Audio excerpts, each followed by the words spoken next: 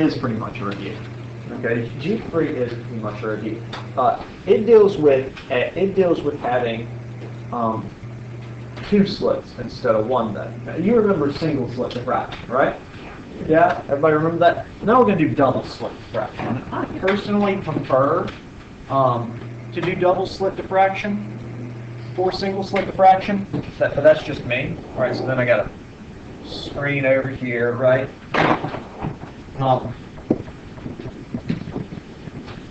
Draw kind of a principal axis reference point here. And so what happens is, whenever a light source, now let me say this with the light source. The light source must be what two things? What's key to this light source? Can it? Monochromatic. It must be monochromatic. What does monochromatic mean? One frequency of light, or one wavelength of light coming in, one color, if you will, the chromatic idea, okay? Coming in. What else about this? There's another key thing that we have to have with it, with the work. It Needs to be coherent. Needs to be coherent. In other words, they need to be in phase whenever they hit. Otherwise, this diffraction pattern is going to be all off. Right? By the way, what do we use to produce monochromatic coherent light? Lasers. Okay? Lasers. Now, light comes in. We'll use green light, right? Light comes in, right, and hits. Yeah. Now, whenever light or any wave goes through a slit, if the slit is especially small enough, right, then these slits need to be teeny tiny, right, or pinholes if we're dealing with 3D. What's going to happen here, wave-wise? Am I going to get, a little stream coming out like that, straight out? No. What happens? It expands back out. In fact, little slits act as if they are brand new point sources. So you get this effect, right? And then they start to overlap, which means they start to interfere. Yeah. Okay, everybody seeing where we're going here? So now, let's get back to path difference stuff, because that's what we dealt with in single slit. So let's get back to that idea. Now, coming from this slit into the center of the screen, same thing from this slit into the center of the screen. If these slits, if you're drawing it right at the center of the screen, that's directly between, what can you tell me about the path difference? Are they the same? Are they different? Are they lining up? Yeah, they travel the same distance. Does everyone see that? I mean, these are two right triangles, if you will. You can see the top and the bottom, and this isn't drawn perfectly to scale. And if everything is just perfect in the middle, these are two right triangles that are identical to each other, just mirrored, right? And so when two waves that were originally coherent monochromatic, and then they get divided up, right? So now I've got two waves coming out, but they have the exact same path length. What happens interference-wise? Constructive or destructive? Constructive, right? The crest line up with the crest, the trough line up with the trough, and so I'm going to get a nice big maximum right there at the center. Okay? And then as these path lengths change, right, I'll have a minimum, a maximum, a minimum, a maximum, and vice versa. Now, something different with what I just drew, and once again, I'm not drawing perfectly to scale. Something different with what I just drew as compared to single slit diffraction. What's that one little difference here? Good. Good, Courtney. All the crests are the same height. All the crests are the same height. It does start to fall off as you get weaker, okay? But right here near it, the intensity is all about the same with singles or with double slit diffraction, and especially when we get to diffraction gratings next. Okay? Single slit diffraction, you got that one big central maximum, and then it falls off rapidly, right? It's weaker and weaker and weaker at a very rapid pace. Here, all stays about the same. Okay? All stays about the same. Now, I'm not going to go back through the derivation with path lengths, right? But maybe I need to here. Let's come back. Do I need to go right through the derivation with path lengths? I'll take that as a guess. what is the pathway? Yeah, that makes sense. Screen, right? Right across. Okay. So what I'm telling you here is you get this shape, right? Maxima, minima, maxima, minima, maxima, blah, right? So now, for this to occur,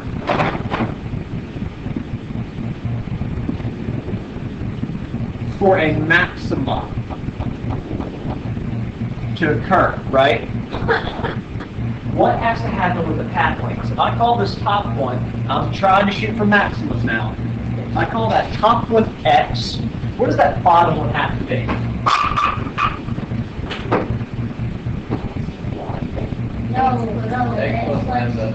X plus lambda, but what lambda? In lambda, right? This must be X plus in lambda, right? Specifically, to get to that first order one, right? This must be X plus 1 times lambda. Does that make sense to everyone? And then the next order up would be X plus 2 lambda, and blah, blah, blah. In other words, it has to travel a full wavelength to get constructive interference. It has to travel a full wavelength to get constructive interference. Yeah? Okay. So, now, going back to our little triangle deal here, and I'm not going to go back through this entire derivation. I don't want to. We went through it all with single slit diffraction. Remember the equation here? And whenever we solve this, we use this angle right here. Right here's lambda, right? There's lambda. Here's theta. Remember that? And in our single slit diffraction, by the way, we were shooting for minima. Right, we were shooting for minimum. We were taking it between the center and the top. Now I'm taking it between two slits, so we're shooting for maximum here. Right, so then there is a reverse. Don't get confused on this. There's a reverse, right? And this theta is the same as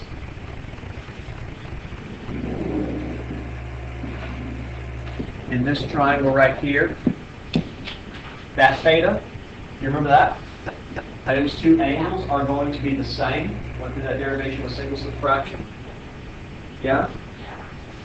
Yeah. From this, let me label this part right here D. Okay? Let me label that D, the distance between the slits. Now we're going to assume the slits are so small that you don't have to worry about how wide the slits are. They got to be tiny, right? Technically, it's the distance from center of slit to center of slit. Okay? But the slits are so small that they're insignificant. It's the distance between slits. Okay. This green triangle right here, with my theta. Everyone see that? We're going to try to highlight it or something. There we go. That little green ball right there. That triangle. Oh my God, that is so cool. That triangle right there. That's what I want you to look at. You have to rest. Let's say the dotted line and the one in the middle, or the theta. On this green triangle, theta is in between this dotted line coming down, okay, and the line that D is. Yeah, there's another theta with the other triangle we're going to get to. Good point. Okay. This theta right here. In fact, I think I can do this.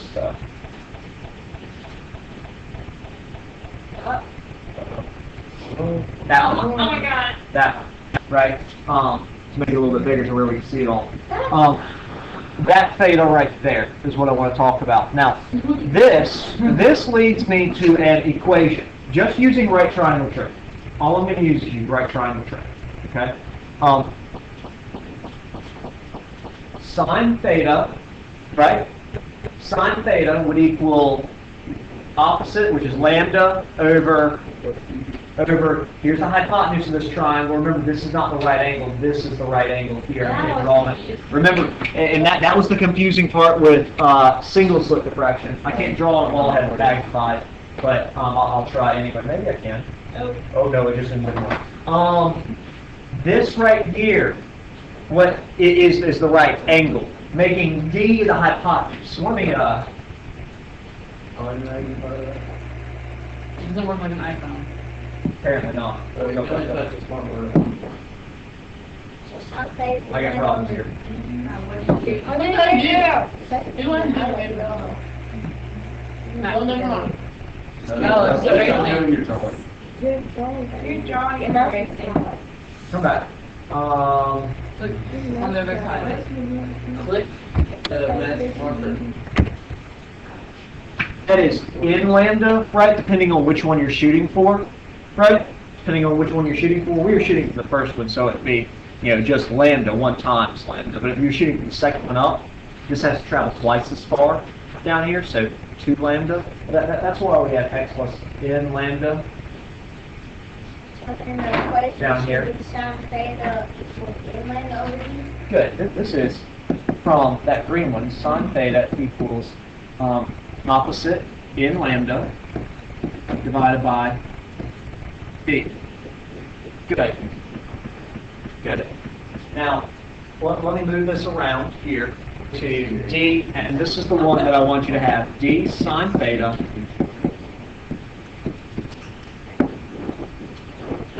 core equation right there. That's the one you have to star That on. lambda up there? D sine theta equals n lambda. When you, were in HC, did you give us that quiz where your teacher gave your handwriting? More than likely.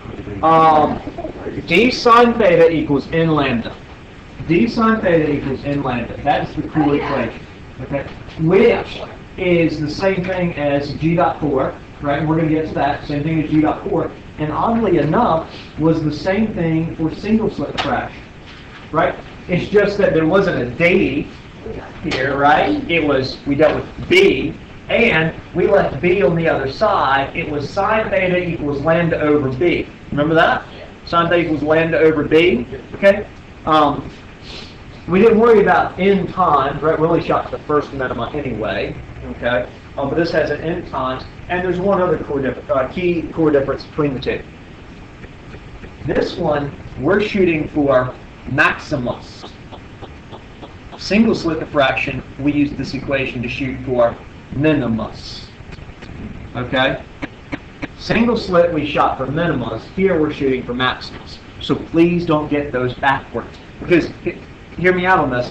On the IB exam, you'll have a paper 3, and you're going to do option A and option G. And there's a possibility that option A, there'll be a single slit diffraction problem where you use this equation to shoot for minimus. And then you go to option G, and there's a double slit or diffraction grading problem where you use this equation to shoot for maximus. Okay? So, single slit, minimus. Double slit, diffraction gratings, maximus. Don't get them backwards. So is that, science data,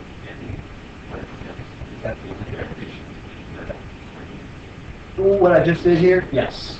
Yes, Because this is like, the they didn't derivation. really explain that here in the book, and that's one of the things you use for is the derivation.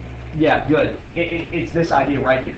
Exactly what I did with that little triangle and pathway. Does everyone understand that derivation? Okay. Now let's come back and let's look at the other one. The other triangle that we linked this with. Same thing. It did nothing. It's a, The failed one.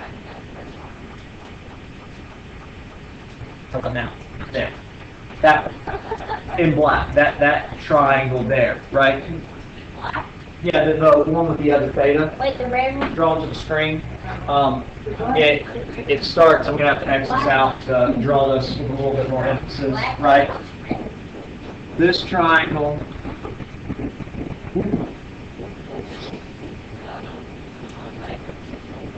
That triangle right there.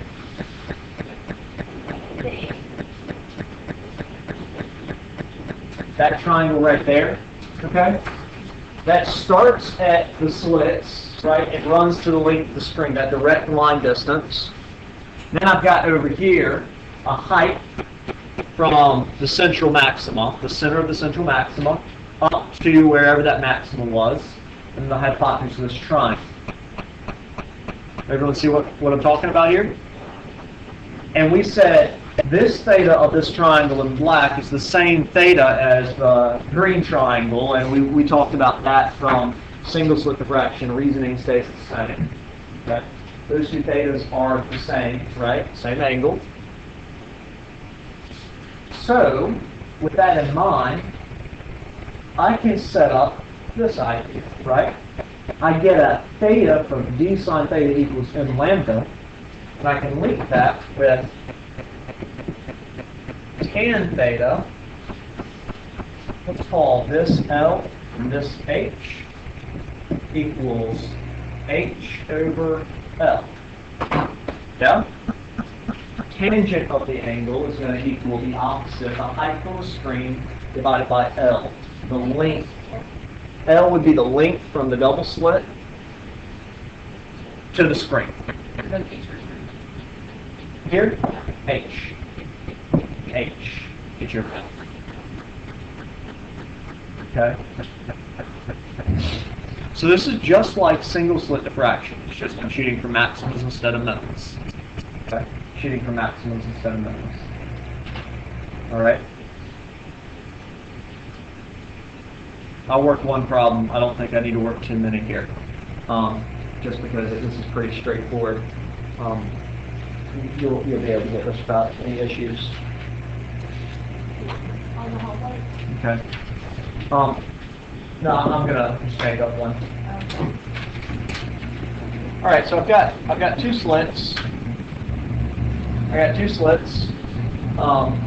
I've got light wavelength 320 nanometers coming in. Okay, light wavelength 320 nanometers. And when it passes through these two slits separated by distance d, and that's what we're going to look for in this problem. We're going to look at the distance between the slits, okay? A diffraction pattern occurs